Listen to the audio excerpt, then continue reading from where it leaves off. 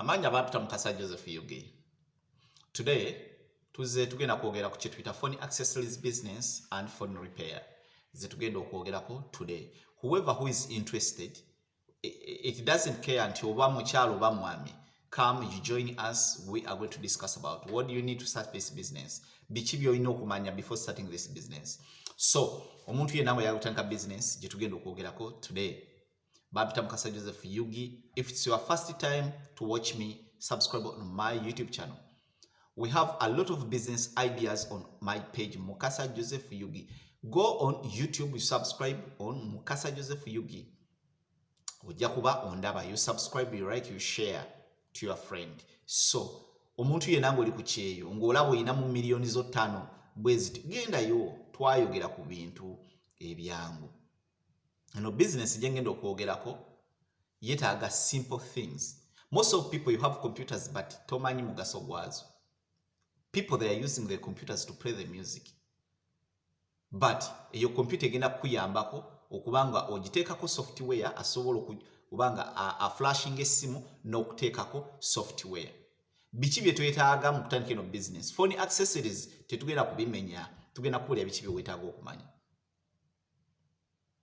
Twetaaga bino ebintu. Phone accessories tugenda kwogera ku ze tuyita spare parts ez'amasimu, screens abantu simu zigwa, protectors, chargers, wireless chargers, ring lights nazo tugenda zitundiramu bintu obiraba kalondalonda, but the main goal it is for phone repair. Why am I saying phone repair? Omuntu agenda kujja into your business. You just, if you want to start this business, noonya akatale ka business ako wekali. Bolaba nga service center gye mulina e Kampala eri wala, wegenda empigi woba tewali service center. Genda mu katawuni, you start your workshop ng'etunda accessories n'okukanika amasimu. Ogenda kuhitinga business. Even if tosobola, you can hire somebody najja n'akukolera nga mugabana profit gy'oba okoze.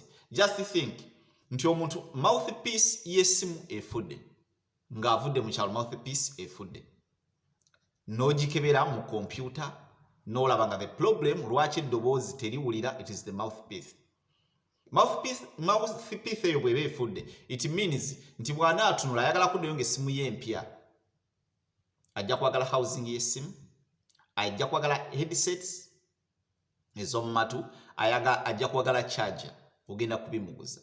Agenda kwagala case, plastic case ey'essimu, ojja kugimuguza. So whereby nti ogenda kutagetinga eyazo okumukanikira ng'ataddeko ne spare w'ebintu ebyo, omuguzizza eri mouthpiece ate n'omuguza n'ekyo. Mu kino twogera ki? Nti eno business oba ogiyingira olina okuyingira no identifying akatale owa wekali. Mu Uganda tukozesa nnyo ze bayita ITEL, ze tusinga okukozesa mu Uganda. It's where gwe targetinga ebyo ebintu ebigwa mu ITEL. Byoba targetinga. To targetinga iPhone kuba abazirina batono. Samsung abazirina batono. Boba targetinga looking at the market, abantu biki bye beetaaga. Even if osobola n'okugenda ku application gye bayita Alibaba n'osuubulayo ze bayita photocopy phones eziri cheap, whereby omuntu ajja kujja ng'essimu awulira agikooye, gw'oli okumpi naye, you can offer him or her offering okumuguza eyo copy phone. Also they are good, but it is a copy phone. So people, if you are coming to this business, manya kiki kye weetaaga. Open your workshop oba your business anytime. Kuba omuntu ajja kuba agenda ku mulimu, ayina omuntu gw'ayagala okwogera naye, essimu ezikidde. How are you going to help that person? Just put a limit ng'omuntu essimu yeefudde, ogambe omuntu to prove kiki. Essimu giyingize mu computer olabe ekizibu. Omuntu service eyo ng'agenda gisasulira okulaba the problem. Kuba amasimu tibakyagasumulula mbubakebere. No, eyo ordinary. You put into a computer, you see where the problem comes. eyo service offering according where you are. Izo nazo sente. Teka mwesimu buli simu okugitekamu mutwalo okulaba ekizibu. It means once every day you are getting abantu 10 nga bajja okulaba ekizibu. Then if nti edobozi terikyafuluma ogenda mumuguza mouthpiece oba edobozi kyafu oba kiki oba essimu freezinze bintu bingi nnyo byosobola okukola ku ssimu. Basista bange, ba brother bange, let you wake up. Business zetunyooma ze zirimu ssente. Gwe toweeteeka kulaba nga waliwo service center ya MTN toginoonyako giveeko. Genda okole ebirala. Ogende mu kitundu ekirala ekyetaaga service eyo. Ekyo kino siba nkigamba abantu nti don't put your business we mukola competing nabo nga balina business nene nga gwoyina katono. To competing nabo. Ezo business nene zikola ku mabaala amanene gwe notekawo akabaala akatono kubiri guba gwa bbeeyi. Naye mu business zino endala eri kiba cheap ate nga nawe yagotunde mu bbeeyi yemu. I advise you genda mu ka trading center akalala o establishing ewa business ejja kola. Bw'okanika bw'otunda. Tundiramu ebintu ebyenjawulo. Ring lights zitundiremu. Chargers, wireless chargers, buli kimu,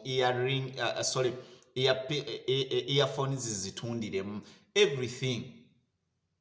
If you have osobola okugenda ku Alibaba nkugambye osobola okuleetayo amasimu aga photocopy nago n'ogatundiramu with a cheap price. Bw'oba osobola okwongerako ne mobile money gyongereko, at the end of the day ojja kubaamu n'akasente. Tetwagala tusigale nga tuli baavu. Twebudeebudde, omwana ovudde ku kyeyo olina miliyoni zo 5-6 tandikira awo. Omuntu ng'okoze phone accessories business and repair tosobola kufa njala. Just design your business, respect customers. Buli kimu kijja kutambulira bulungi. If you give a customer time, jimuwe atule wali akole ki. And in that business, if you put it in the town, make sure nti osobola n'okuteekawo ka fridge omuntu nga asofuna wawa tuzi twanywa. Then you also can target that business.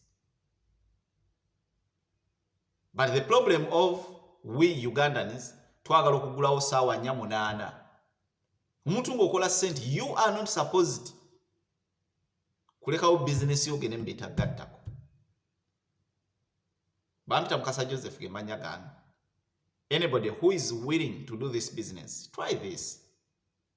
At the end of the day, abaana bajja kufuna ka school fees, bafune medications, bafune kuongoye.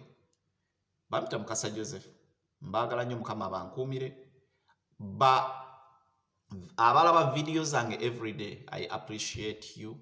Abaana bali mu UAE, abaana abali mu Saudi Arabia, Qatar, several areas abantu banyinyi balaba videos zino. Mbagala nnyo. Musharinge. Subscribe. Tekina kye kikujjako bambi. Subscribing ako. I love you. God bless you.